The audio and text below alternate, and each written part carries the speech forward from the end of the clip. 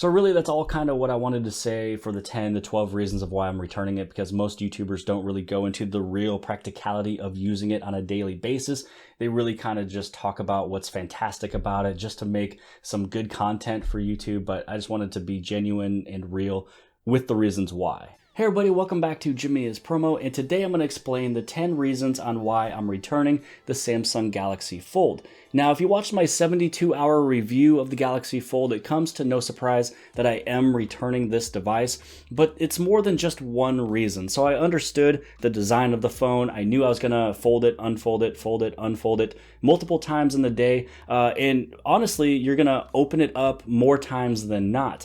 But there's many other reasons why I'm returning it, and so I just wanted to explain in a video why this does not fit my lifestyle anymore, and it never really fit my lifestyle in general. So hopefully if you're thinking of possibly getting the Galaxy Fold, or if you're on the fence or whatever, if you can compare your lifestyle with my lifestyle and these 10, actually 12 reasons why I'm returning it, then you can see if you want to still buy the phone or not. And also, I'm bringing to mind a few things you might not be thinking about because you never physically owned the phone. So the first reason is because I got so acclimated to IP68. So I was so used to dustproof, water resistant. For my lifestyle, I go to soccer games and my son plays soccer. And lately, for the past 3 or 4 days, it's been raining almost every single day. And so actually in this world that I'm living in, watching my son play soccer, this phone was not able to go with me. So if this was your main daily driver, you're kind of out of luck with taking pictures and videos and sending text messages back, calling people, doing whatever, doing a normal soccer game. So if you're somebody who goes fishing, if you go boating, if you go on vacations, anywhere with a beach, you're kind of out of luck with having this device because there is no IP68 rating. And I'm going to leave it right there. I can go more in depth on this, but really, the last couple days I couldn't use it anyways, just by walking outside, couldn't do phone calls, couldn't do text messages, couldn't take pictures or videos, especially at a soccer game. So I went back to Galaxy Note 10 Plus for the past 4 days and really never went back to the Galaxy Fold. And I feel a sense of just refreshment and ease and no stress because I don't have to ever worry about that. Number 2 is the trade-in value I don't feel is there. So picture this. Let's say that you turned in your phone, or maybe not, to get the Galaxy Fold for a little bit cheaper, or you just bought the Galaxy Fold. Now you wanted to upgrade this phone in a year or 2 years, and I doubt they will give you $2,000 for this device for a trade-in. So let's say that you want to get the Galaxy S11 next year. That's going to be talked about in February and then coming out in March. So here's a $2,000 phone with maybe a trade-in value of $1,400, $1,500, probably more or less the $1,400, and you're trading it in for a phone that's $1,100. I doubt Samsung will give you that phone for free and $400 in Samsung coupons or whatever for the website. So the only time that I can see you getting something that's kind of worth it is if you get the Galaxy Fold 2. But again, who's to say that they're going to still again offer you $1,400 or $1,600 to get that brand new Galaxy Fold? That's still going to be $2,000 that you still have to put out another out-of-pocket $500. So for me, thinking practically for the future, it just makes more sense to me to get all my $2,100 with tax back on this device that I again can use in the future, and maybe even possibly for that new Microsoft flipping device, because maybe that's something that's more or less my cup of tea. Reason number 3 is no edge panel. So I know that some of you might be nitpicking at me or saying, oh, first world problems. But for me, I'm trying to explain my lifestyle and what I use my phone for. And so when you look at the Galaxy Note 10 Plus over here, my edge panel is right there. And this rectangle Smart Select I use so often. Really, I go inside of my app's edge, I go inside of my tasks edge daily, and it's multiple times a day. And when you have a phone over here that is a larger display, almost basically it's 2 displays. You have 2 phones basically right here and not one edge panel. You can't even turn it on. You can't flip it. I wish maybe edge panel could be over on this side, but honestly, I use my edge panel so often in a day. It is multiple times that now I completely missed it when I had the Samsung Galaxy Fold, and there was no S Pen for me to do Smart Select either. So for a phone that is made by the same company who offers all of these features, when you get a phone that is more expensive but less features, it kind of gets to you. You kind of see really what you miss when you don't have it. Reason number 4 is that the Galaxy Fold is just too heavy for phone calls. So when you look at the Galaxy Fold, it is a little bit thicker and also a little bit more weight than average smartphone. And when you do compare it even to, let's say, a tablet over here. So this is the Galaxy Tab S5e, and for a tablet, this thing is ultra thin, it's ultra light, but this is actually lighter in weight than the Samsung Galaxy Fold, especially when it's in its closed, compartment and it kind of gets hefty. Even though it feels really good, when you hold it up to the ear and you do this for 15 minutes, 20 minutes, 30 minutes, your arm actually gets really tired. So if you're somebody who makes a lot of phone calls in a day, or maybe you don't, maybe you make 1 or 2, but they always last you for about 30 or 40 minutes, you're gonna notice, man, my arm is really tired and I'm gonna get off this phone call. Yes, the Galaxy Fold does come with Galaxy Buds in the box, but if you're somebody who doesn't always use it, or it's not around you at that moment in time of a phone call, and you're doing any type of a phone call, this is when you're going to notice that a small change in weight makes a large difference when you hold on to it for about 20 to 15 minutes. And that's kind of my threshold. Anything less than that, 5 minutes, 10 minutes, it's nothing. And it actually feels really good, kind of like an old Nokia phone, but the weight gets to you after 15, 20 minutes.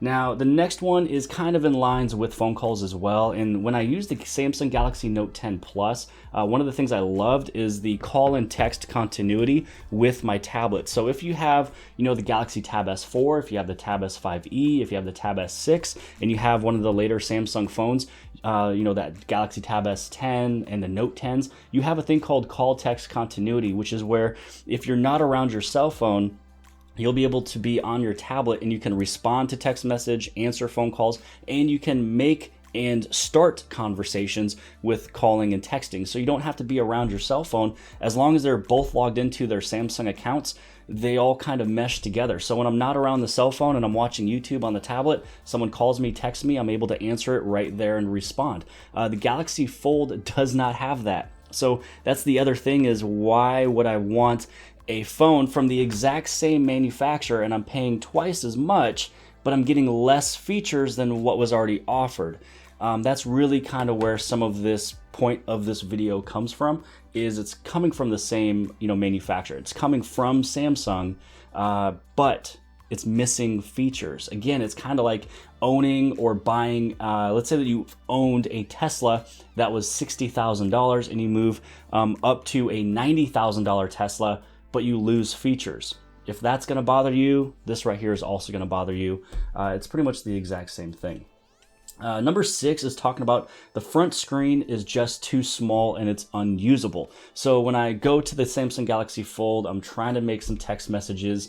Anytime that you're in any type of an application with the keyboard, just know that you're going to open up the phone. So my hands are really not that large. My hands are pretty much probably just an average size. I'm 5'10", and so I'm going to be the average height of other folks out there. And so really, when you look at it, if you notice that my thumbs are just too close to everything, not able to make any type of a text, come through, I'm going to have to open up the phone to actually get this thing done and over with. And this is the purpose of my first video of 72 hours video, was it's just too small of a front screen. So if Samsung made this phone to be unfolded. They literally said that. If they were to make the front screen larger and it went closer to the edge panels, getting rid of all those bezels that Samsung's been doing for years, having more screen real estate, less bezels. Well, now they made a phone that has a smaller screen than the original iPhone, and it makes texting and using the keyboard impossible, which makes you have to open up the phone. So really, if you think of yourself going to your smartphone and you unlock your phone, look at how many times you unlock your phone. That's how many times you'll open up the Fold, just to kind of put that to perspective. And that's kind of what number 7 is. It's the exact same thing, unfolding the Fold too many times. So you know that you will be unfolding this device. That's why it's called the Galaxy Fold, but you don't really realize how often you unlock your phone. You look at your phone 100 to 150 times a day. That's how many times I've unlocked this, or I should say I unfolded this phone, because every time you wanted that larger screen experience. So if I wanted that, I might as well just use a tablet. And the thing that's amazing is the Galaxy Tab the Galaxy Tab S5e and the Galaxy Note 10 Plus. If you purchase both of these, they cost less than the Samsung Galaxy Fold, and I'm getting my experience, large and as well as small. Also then, when it comes down to the Galaxy Fold, anytime that you use an application with one hand, you're going to notice you're going to need the second hand. And so really, when you have the Galaxy Fold, you're not able to get your thumb across the entire real estate of the Fold. So you always have to resort into one or actually two hands. Then when you have the Samsung Galaxy Note 10 Plus, you're able to reach everything with just the one thumb. Reasoning number 9 is second-hand watching. And what I mean by that is if you have the Samsung Galaxy Fold, because it is a plastic screen, you can see that there's a lot of reflection, especially if you're outside or if you're indoors and there's a lot of light around.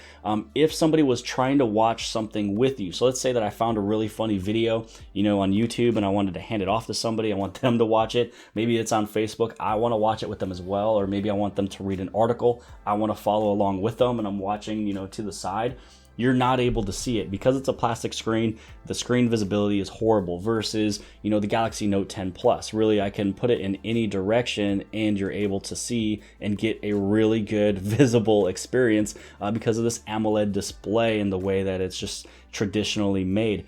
The Galaxy Fold is not going to have anything close to that just because of the reflectiveness. And also too, when you're looking straight on, you won't see this fold. So if I was to kind of point it like this, without any of the reflections of the light, you can barely see it. But anytime you go any other way, you will be seeing that crease down the middle.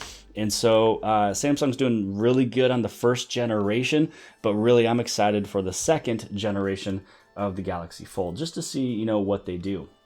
Number 10 is Samsung Pay. So I talked about this earlier where Samsung Pay was making a loud noise. So I understand, and I mentioned in the video at least 7 times that I understood that it makes a noise. It's transmitting a signal to make a payment. Some people write comments like, oh, they always do that, and it's because of MST. I know that. I explained it. If you watched the video, you also heard it as well.